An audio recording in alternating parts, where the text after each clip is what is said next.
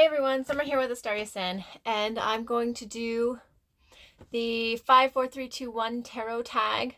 Hashtag. It started by Kelly Bear, and I was tagged by Patsy, and I wanted to go ahead and do it because I thought it seemed like a super fun idea. I'm out in my fairy den, and I decided, like, the 5 tarot decks. This is such a cute idea, honestly, and I was thinking about all the different times that I do tarot related hashtags, and something that I don't normally do is I have this box that has got tarot and oracle in it that I never show, I never go through, I never do anything with. They just sit in this box, partially because they're unique in some way, so I decided I'm going to show you 5 tarot decks out of this box because I thought it would be super fun to do. Okay, hold on a second. I gotta move this box over here so I can actually get into it. All right, so and then I will explain what they are, I guess, and why I keep them in the box per se. Okay, like the reasoning. Okay, so I'm going to avoid the oracles. I'm not going to show you the oracles. I'm going to stick to tarot. That's the goal, is to stick to tarot. And if you guys want to see, it's literally just a box full of cards. Okay, so I keep in here, and these are decks I don't normally pull out for any kind of tarot hashtag, not usually any of them. I keep the Dark Mansion in here, mainly because this deck is hard to shuffle.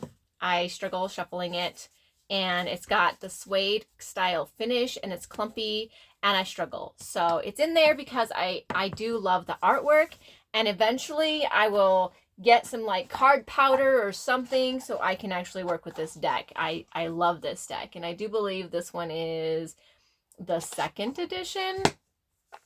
I think it's the 2nd edition. I don't even know where it would say that, but it's from Terateca Studios. It's 2017 version. So that's in here. Then I have the indie, oh my gosh, the Kickstarter version of the Luna deck from, the Ethereal Visions Luna deck from Matt Hughes.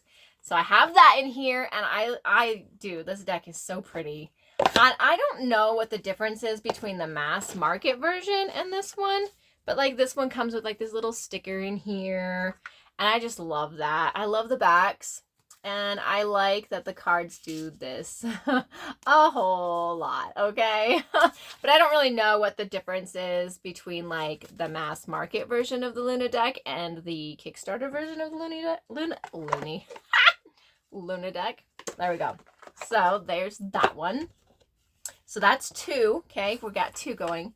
Up next is the Russian version of the Victorian Fairy Tarot. Now, I did put this one in my all my fairy deck, my fairy deck video that I did, but it is a very Russian version of this deck, which is a legitimate deck.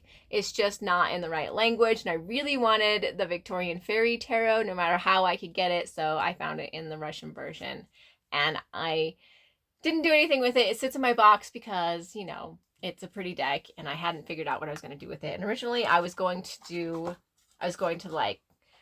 black out the words or gold out the words and put the English version on them. But then the Victorian Fairy Tarot got re-released, so I'll be getting that one in October, so I'm excited for that. So yes, my Russian version is in here. That's 3.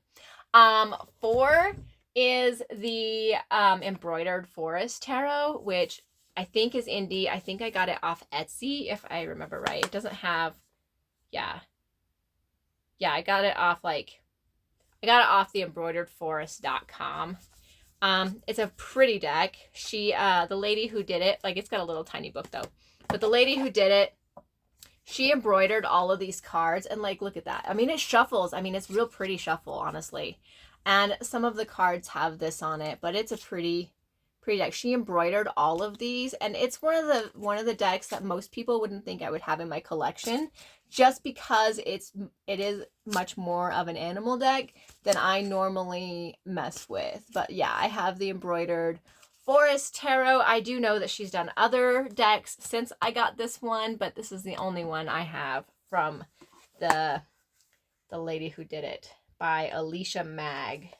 And I can't pronounce her last name because it's weird. It's like Vamboukakaie or IA. I don't know. It's a very strange name. But that's okay. We all have names, right? So that's 4, right? We're at 4. All right, and the last one is in this pouch. So the reason why this one is in there, and the Broider Fortress is in there, is because it's one I don't use very often. I got it as an indie deck, and I hoped to use it, but I just haven't been called to do so. And I have lots of decks that I walk through and talk about on other videos. These are just ones I don't normally. So the next one's the Celestial Tarot. I don't have a book to this one, and it needs a book. It absolutely needs a book. But my daughter, my oldest daughter, got this for me as a gift, and it didn't come with a book or anything. So I have it in my box because it is something special from my daughter. It's the only deck my daughter has ever gifted me. So I keep it in my very special box. So that is my 5 decks, my 5 tarot decks. And next up is going to be the 4 tarot books. Now, that's harder for me. I don't know how I feel about tarot books, but I don't read a lot of tarot books other than the books, you know, that these guys come with, right? But it's still a strange thing. Oh, I did that wrong. Oops. Okay. Anyways, I don't do a lot of different books. So I have 3 books to share with you.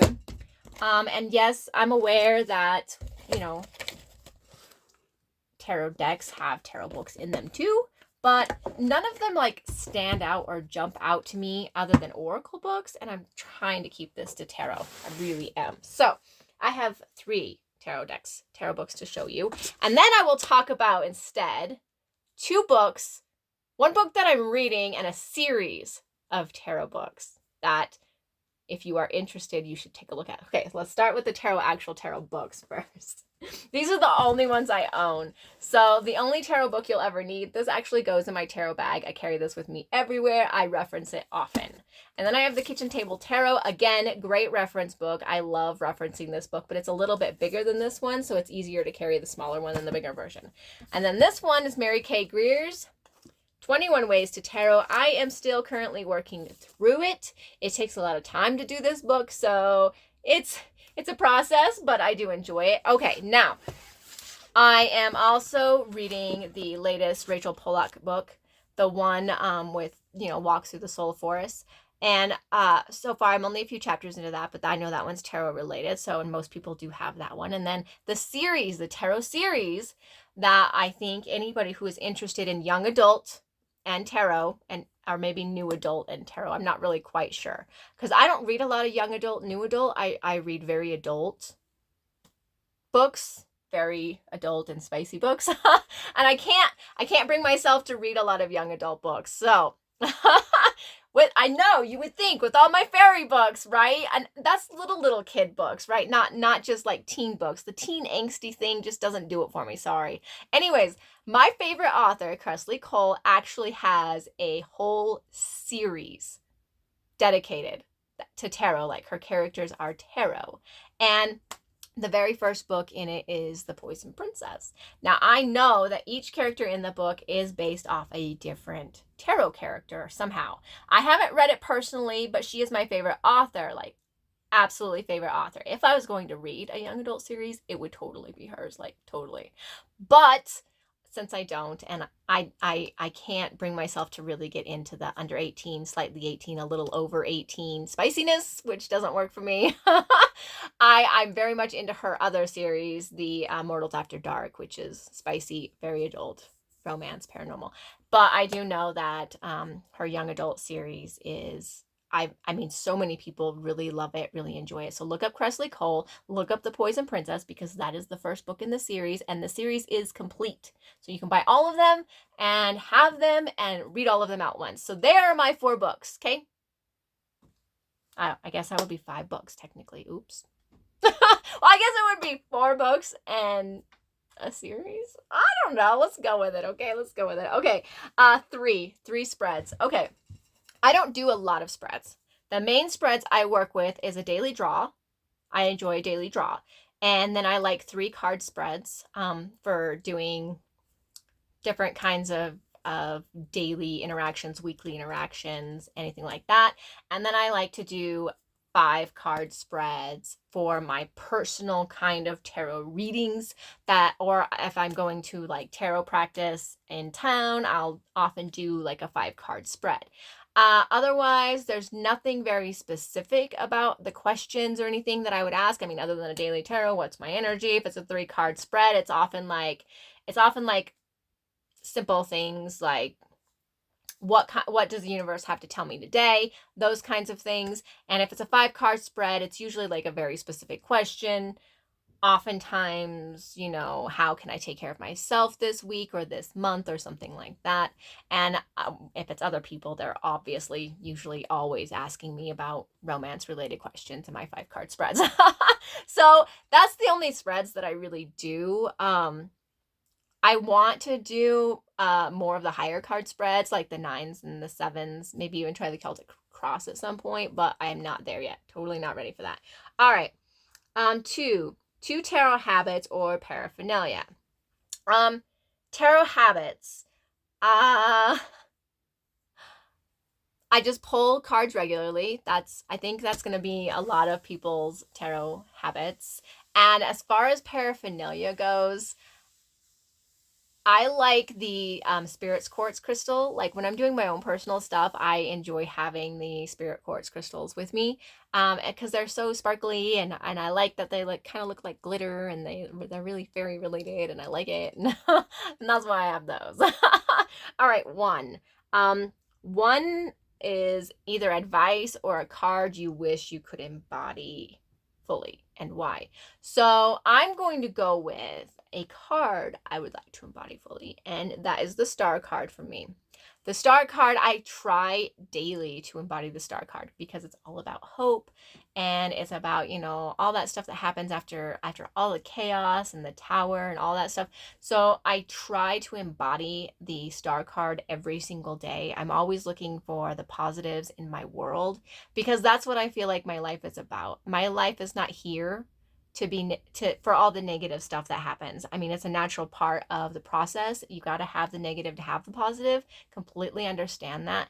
But if I'm going to be spending my life, I'm going to spend it my way, and the way that I want to spend it is by looking at the things that make me happy and providing a quality life for myself. And in order to do that, I have to look on the bright side because there's a lot that happens in my life. And sometimes I do struggle looking for the brighter aspects, and that star just gives me hope that yes, if I look, I probably can find it. I just have to focus and look, and then I have to concentrate on it because let's face it, negative thoughts are way easier to concentrate on than positive ones. So the Star card is the one I like to try to embody on a regular basis. So this was a really fun tag. And I will put down in the description the people I would tag as the bonus question. Thank you, Kelly, for creating this tag. Thank you, Patsy, for tagging me in it. And I will put 5 people down in my description just because it was fun and it's bonus and I don't normally tag people. So we'll see how that goes. All right, you guys have a very great day.